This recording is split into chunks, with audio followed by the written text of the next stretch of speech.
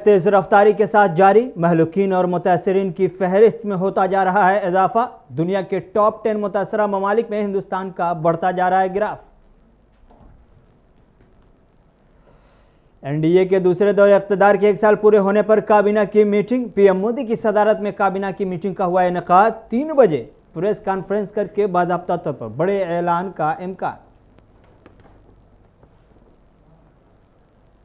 PM Modi ने Rajiv Gandhi university के तलबा से किया खिताब। हिंदुस्तान को मेक इन इंडिया मुहिम को फरोग देने की अपील। कोरोना वॉरियर्स पर हमला नाकाबिले बर्दाश्त, वज़ीर आज़म का इंतबाह।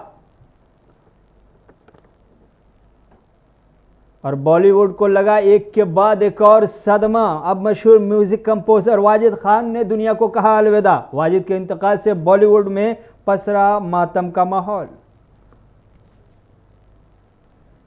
आदाब नाज़रीन, दोपहर की बड़ी खबरों के साथ मैं रहमत कलीम। मुल्क में कोरोना वायरस के नए केसेज में दिन ब दिन इजाफा हो रहा है। इजाफे से मुतासरीन की कुल तादाद अब 1,90,000 से तजावुज़ कर गई है और हिंदुस्तान सबसे ज़्यादा मुतासरा ममालिक की फहरिस्त में फ्रांस और जर्मनी को पीछे छोड़कर 7वें मकाम पर पहुँच गया है। मरकज़ी वज़ारत सेहत की जानिब से जारी किए गए आदाद शुमार के मुताबिक गुज़श्ता 24 घंटों में 8,392 नए केसेस सामने आए हैं, जिससे मुतासरीन की तादाद बढ़कर 1,90,535 हो गई है। इस दौरान मजीद 230 अफराद की मौत के बाद हलाकतों की मजमूई तादाद 5,394 हो गई। सेहतमंद होने के मुकाबले में नए केसेस की शरह ज़्यादा होने की वजह से एक्टिव केसेस की तादाद बढ़कर 93,322 हो गई है। दुनिया में कोरोना वायरस से मुतासर ममालिक की फहरिस्त में अमेरिका पहले नंबर पर है, जहां इस वबा से अब तक 17,90,172 से ज़्यादा लोग मुतासर हो चुके हैं, जबकि 1,04,381 अमेरिकी की मौत हो चुकी है। उसके बाद ब्राज़ील का नंबर आता है, फिर रूस, बरतानिया, स्पेन, इटली और उसके बाद 7वें नंबर पर हिंदुस्तान का नंबर है। मुल्क में महाराष्ट्र, तमिलनाडु, दिल्ली, गुजरात में वायरस के सबसे ज़्यादा केसेस सामने आए हैं। गुज़श्ता 24 घंटों में इन 4 रियासतों में 5,000 से ज़्यादा नए केसेस सामने आए हैं। इसका मतलब है कि इन 4 रियासतों में सबसे ज़्यादा केसेस बड़ी तेज़ रफ्तारी के साथ बढ़ते जा रहे हैं।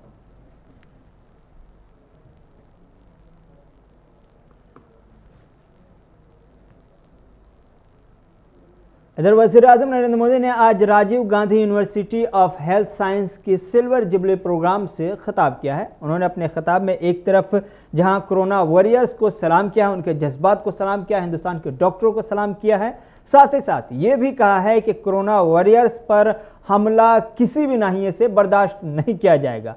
उन्होंने अपने 6 साल की हुसूलियाबियों का भी जिक्र किया और साथ में ये भी बताया कि हिंदुस्तान में मेक इन इंडिया मुहिम को मज़ीद फ़रोग़ देने की जरूरत है। Doctors and medical workers are like soldiers, but without the soldiers uniform.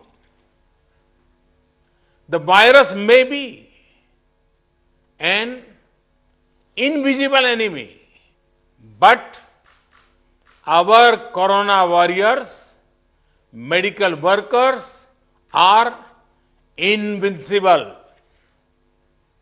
In the battle of invisible versus invincible, our medical workers are sure to win. Friends, earlier, the debates on globalizations have focused on economic issues. Now, the world must unite and focus on humanity-centric aspects of development.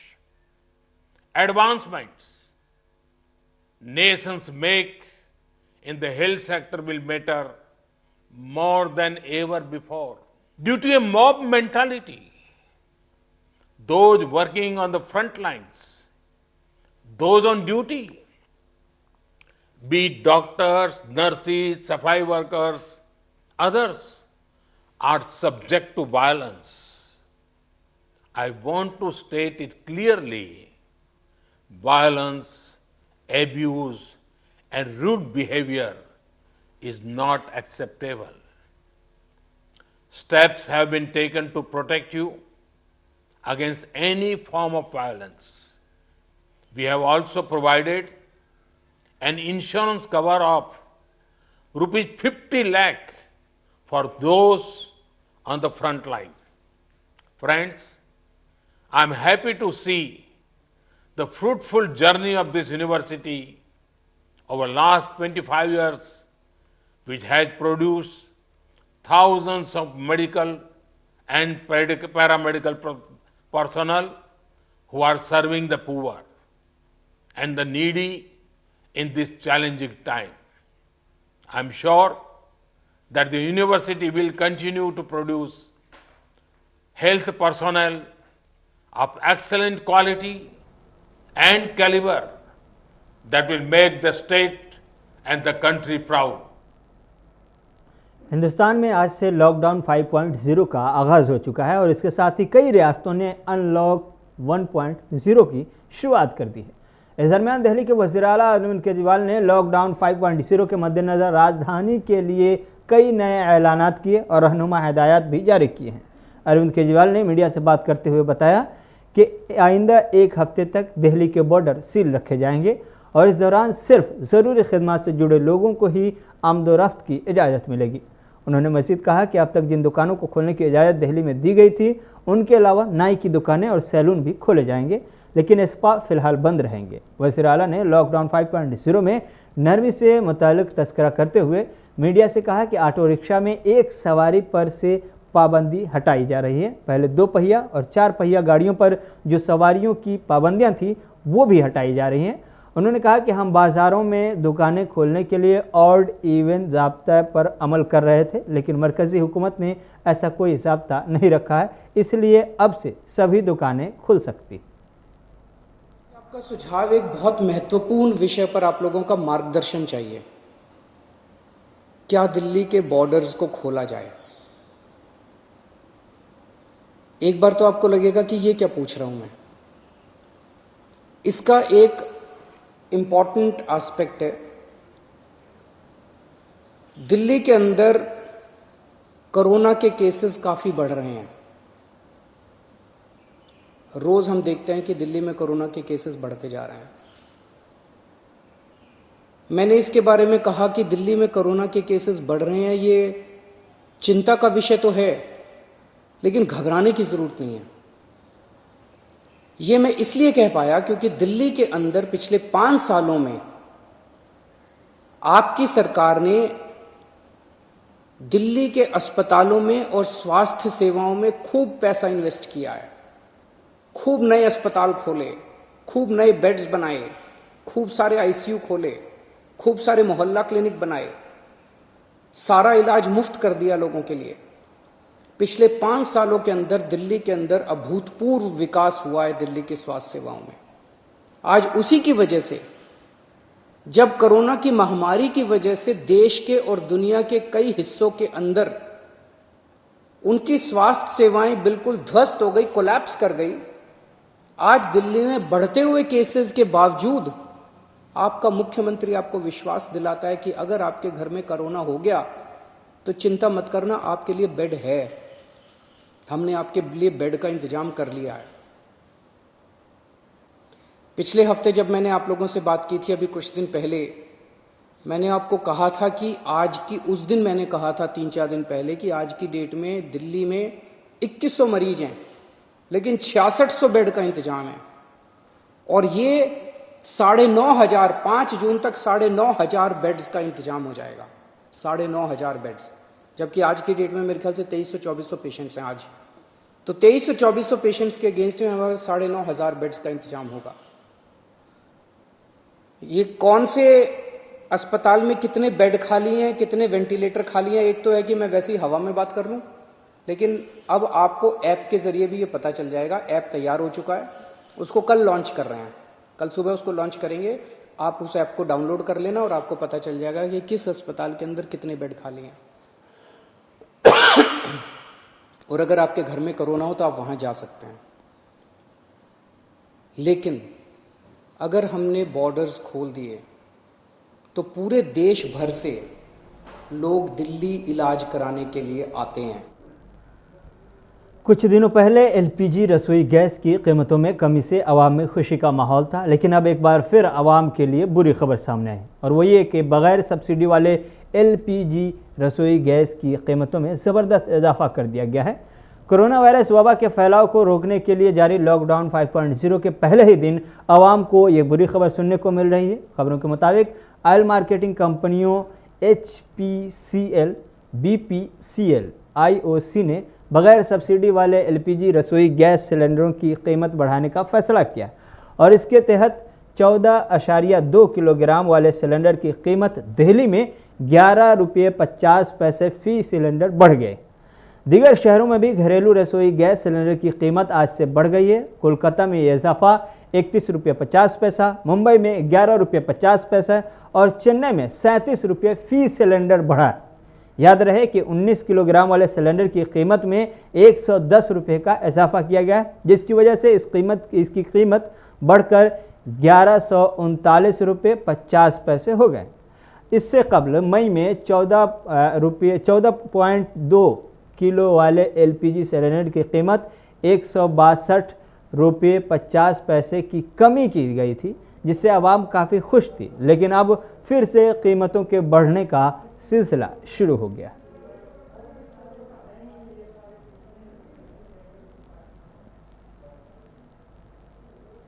इधर बॉलीवुड के मशहूर और मारूफ music director जोड़ियों में से एक साजिद वाजिद की जोड़ी एक अफसोसनाक खबर के साथ टूट गई।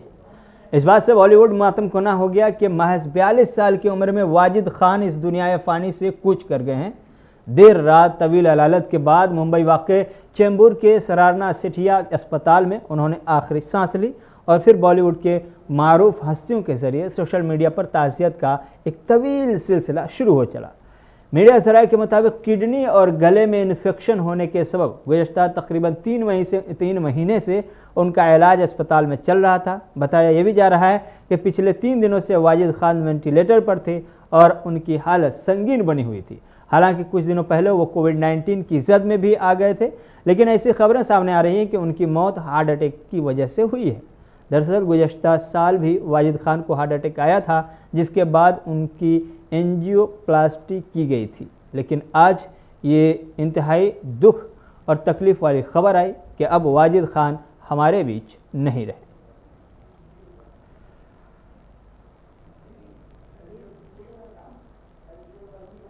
इधर हिंदुस्तान ने पाकिस्तानी हाई कमीशन के 2 अफसरान को जासूसी की सरगर्मियों में मुलविस होने की वजह से पकड़े जाने पर उन्हें 24 घंटे के अंदर मुल्क छोड़ देने के लिए कहा है। पाकिस्तानी हाई कमीशन के 2 मुलाजमीन आबिद हुसैन और ताहिर खान कमीशन में बतौर वीज़ा असिस्टेंट काम करते हैं और पाकिस्तानी शहरी हैं।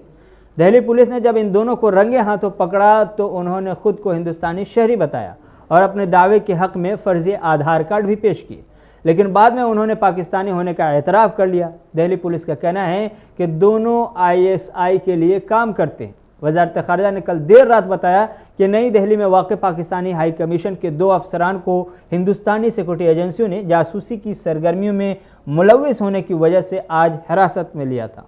हुकूमत ने दोनों अफसरान को गैर सफारती सरगर्मियों में मुलविस होने की बुनियाद पर नापसंदीदा करार दिया है और उन्हें 24 घंटे के अंदर में हिंदुस्तान छोड़ने के लिए कहा है।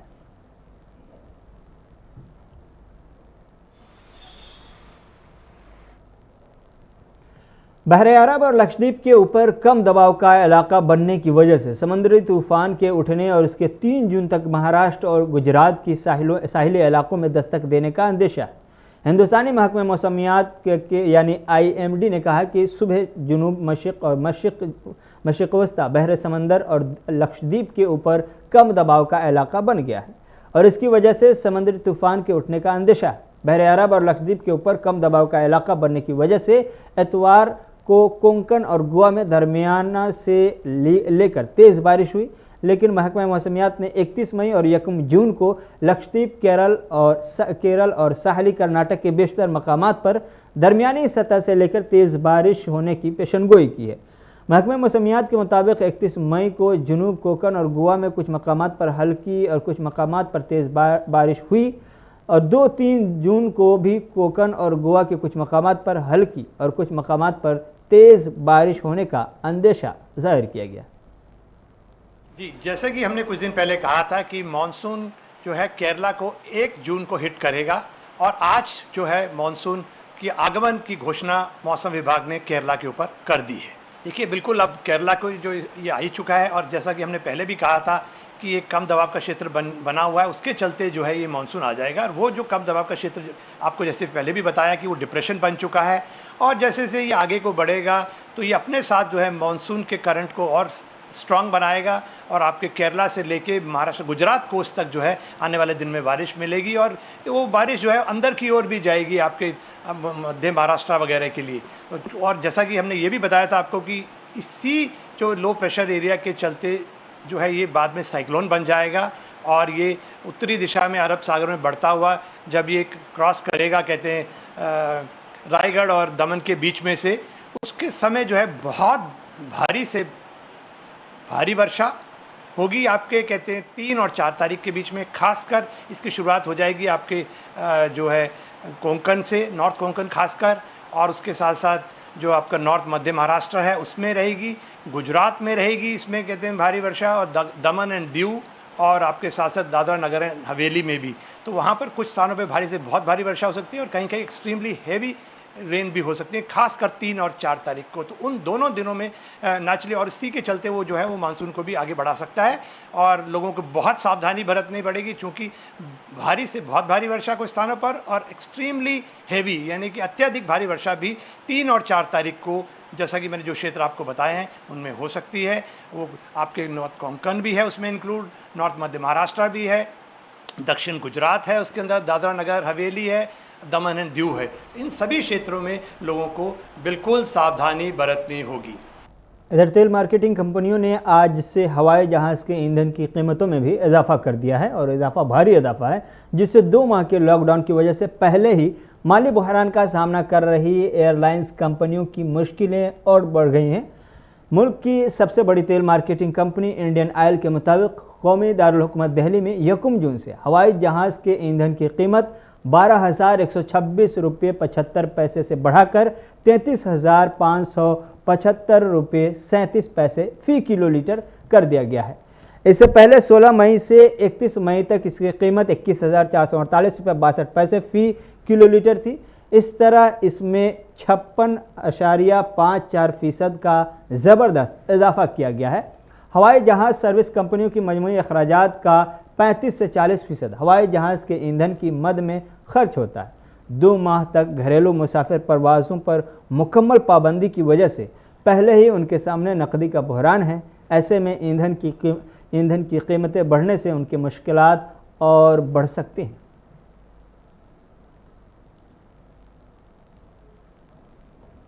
इंडियन रेलवे अब धीरे धीरे तेज़ी के साथ पटरी पर लौटती हुई नजर आ रही है। चूँकि पहले ही श्रमिक और स्पेशल ट्रेन चल रही थी, लेकिन आज से मज़ीद 200 स्पेशल पैसेंजर ट्रेन चलना शुरू हो गई है। इन 200 ट्रेनों में आज पहले दिन 1,45,000 मुसाफिर सफ़र कर रहे हैं। ये 200 ट्रेनें श्रमिक और स्पेशल ट्रेनों से अलग हैं। इंडियन रेलवे का कहना है कि 1 जून से 30 जून तक स्पेशल ट्रेनों में अब तक सफ़र करने के लिए 26 लाख से ज़्यादा मुसाफिरों ने टिकट बुक करा ली है। इस बीच RAC और वेटिंग लिस्ट की सहूलत जारी है, लेकिन सफ़र सिर्फ कंफर्म टिकट करने वालों को ही करने दिया जाएगा। ऐसे में एक ही PNR के तहत कुछ टिकट कंफर्म हो और कुछ वेटिंग हो तो उन्हें जाने की इजाज़त दी जाएगी। वेटिंग लिस्ट वालों को इजाज़त नहीं होगी। इस बीच याद रखने वाली बात यह है कि आइंदा 4 माह तक के लिए आप टिकट बुक कर सकते हैं, चूँकि 29 जून से ही टिकट की बुकिंग शुरू हो चुकी है। और अगर आप जुलाई या अगस्त में सफ़र करना चाहते हैं तो इसके लिए अभी से टिकट बना सकते हैं। इस बीच जितने भी ट्रेनें चल रही हैं, दीगर स्टेशनों के मुकाबले में दिल्ली रेलवे स्टेशन पर ज़्यादा बोझ है, और इस बोझ को दिल्ली रेलवे इंतज़ामिया कैसे संभाल रही है, आप खुद उनकी ज़बानी सुनिए।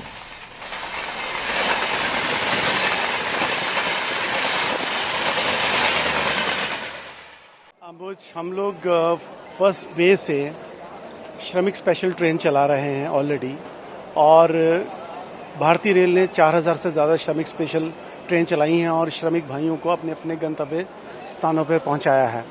इसके अलावा 12 मई ऑनवर्ड हम लोग 15 पेयर्स ऑफ ट्रेन ऑलरेडी चला रहे हैं, जिसमें वो सारी की सारी guidelines, dos and don'ts ministry of health and family welfare की guideline, covid related guidelines, ministry of home affair की गाइडलाइंस और मिनिस्ट्री ऑफ रेलवे की जितनी भी गाइडलाइंस हैं, वो सारी की सारी गाइडलाइंस आप पैसेंजर को जो ऑनलाइन पोर्टल है उसके ऊपर पढ़नी पड़ती हैं और उसको अग्री करना पड़ता है। पैसेंजर बखूबी उसको जब अग्री करता है, जब पढ़ लेता है, तो उसके बाद उसकी टिकट कंफर्म होती है। आप नई दिल्ली में भी और बाकी स्टेशन पे भी आप जाके देख सकते हैं कि उन्होंने वो सारी गाइडलाइन पढ़ी ही नहीं। नई दिल्ली में अब सारे के सारे पैसेंजर उन गाइडलाइन को फॉलो भी कर रहे हैं और सोशल डिस्टेंस जो है वो टोटल मेंटेन हो रहा है। आप इसी पे देखिए, यहाँ 2 पैसेंजर के बीच में देखिए, इस बेंच पे बैठे हुए लोगों के बीच में जो है वो 1 मीटर का डिफरेंस है और जगह जगह पे इस प्लेटफॉर्म के ऊपर कोविड रिलेटेड गाइडलाइन जो है वो लगातार डिस्प्ले की जा रही है। कोविड रिलेटेड गाइडलाइन और ट्रेन रिलेटेड इन्फॉर्मेशन जितनी भी है वो जगह जगह पे उनको पैसेंजर्स को दी जा रही है। थर्मल स्क्रीनिंग नई दिल्ली स्टेशन के ऊपर और बाकी सारे स्टेशन के ऊपर की जा रही है और जितना भी जो सोशल डिस्टेंस नॉर्म्स हैं उसको फॉलो किया जा रहा है। आज जो 200 ट्रेन हम लोग स्टार्ट करने जा रहे हैं उसमें से मेजर चंक 118 के आसपास ट्रेन जो है, यहाँ तो नई दिल्ली एरिया के जो ट्रेन स्टेशन हैं, नई दिल्ली, दिल्ली, निज़ामुद्दीन, आनंद विहार, दिल्ली सराय रोहिल्ला में, यहाँ तो वो टर्मिनेट ओरिजिनेट हो रही हैं या यहाँ से पास थ्रू हो रही हैं।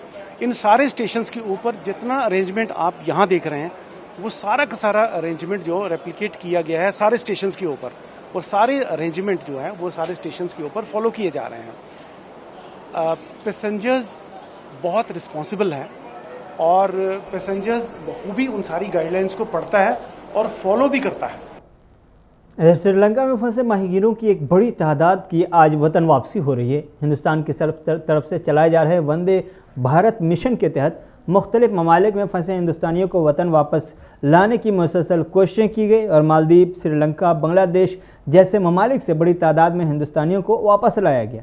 आज उसी मिशन के तहत श्रीलंका में फंसे 700 माहीगीरों को वापस हिंदुस्तान लाया जा रहा है।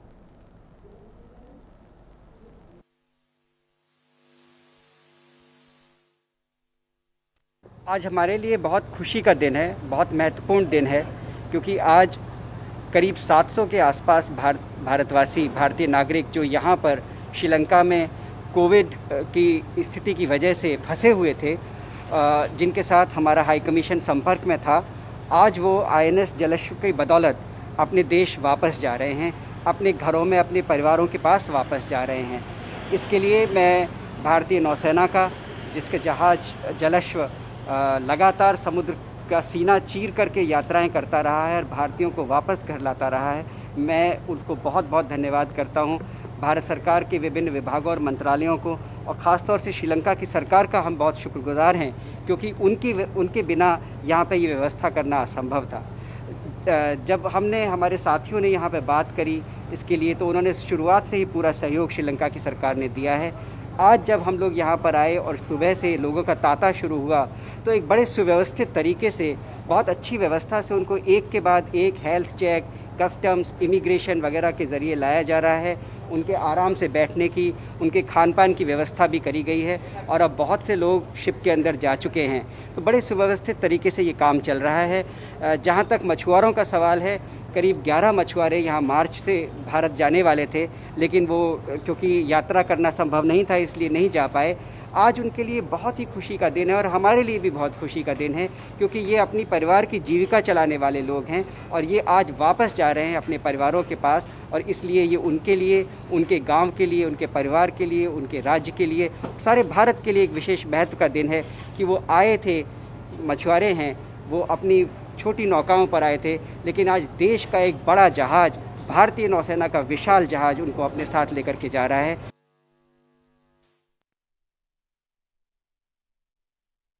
लॉकडाउन के बीच अनलॉक 1 का फर्स्ट डे है, क्या कुछ आवाम की राय है और खासतौर से ऑटो वाले की, रिक्शे वाले की, ज़रा एक बार सुनिए उनको। बैठ सकते हैं तो कुछ बैठेगा भी कोई बंदा, पहले कोई बैठ भी नहीं आता बिल्कुल।